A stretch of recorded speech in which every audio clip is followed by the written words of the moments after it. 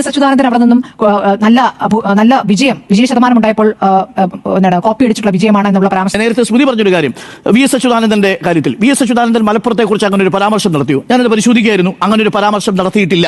2005 entrance പരീക്ഷയുടെ result വരുന്ന സമയത്ത് അന്ന് നാലകത്ത് സൂപ്പിയാണ്. നാലകത്ത് സൂപ്പി വിദ്യാഭ്യാസ മന്ത്രിയായിരിക്കുന്ന സമയത്ത് മലപ്പുറം ജില്ലയിൽ കൂടുതൽ എൻട്രൻസ് റിസൾട്ടിന് കൂടുതൽ വിജയികൾ വരുന്ന സാഹചര്യം മാധ്യമപ്രവർത്തകർ ചോദിക്കുന്നു.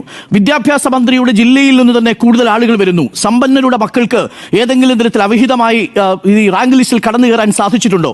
അന്ന് വലിയൊരു ഹൈക്കോടതിയിൽ ഒരു സത്യവാങ്മൂലമുണ്ട്. അന്ന് പരീക്ഷാ കൺട്രോളർ കൊടുത്തിരിക്കുന്നതാണ്. ചോദ്യപേപ്പർ ചോർച്ച അടക്കമുള്ള വിഷയം ചർച്ച ചെയ്യപ്പെടുന്ന സാഹചര്യം. അന്ന് പറഞ്ഞത് എന്താണെന്നറിയാമോ?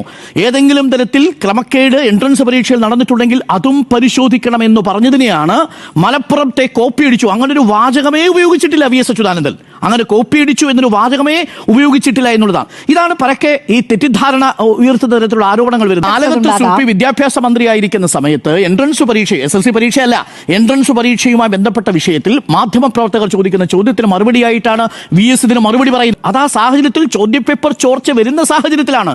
നോക്കൂ, അത് നമ്മുടെ നാട്ടിൽ സംഭവിച്ചാൽ നമുക്ക് അംഗീകരിക്കാൻ പറ്റുമോ? നീറ്റ് പരീക്ഷയുടെ പേപ്പർ ചോർന്നു കഴിഞ്ഞാൽ അതൊരു വലിയ വിഷയമായിട്ട് അന്വേഷിക്കേണ്ട വിഷയമല്ലേ? അത് SSLC പരീക്ഷയുമായി ബന്ധിപ്പിക്കുന്നതും അത് സാധാരണക്കാരായിട്ടുള്ള ആളുകളെ മലപ്പുറത്തെ അപമാനിക്കാൻ വേണ്ടിയാണ് എന്ന് പ്രചരിപ്പിക്കുന്നതും വാസ്തവ വിരുദ്ധമാണ്.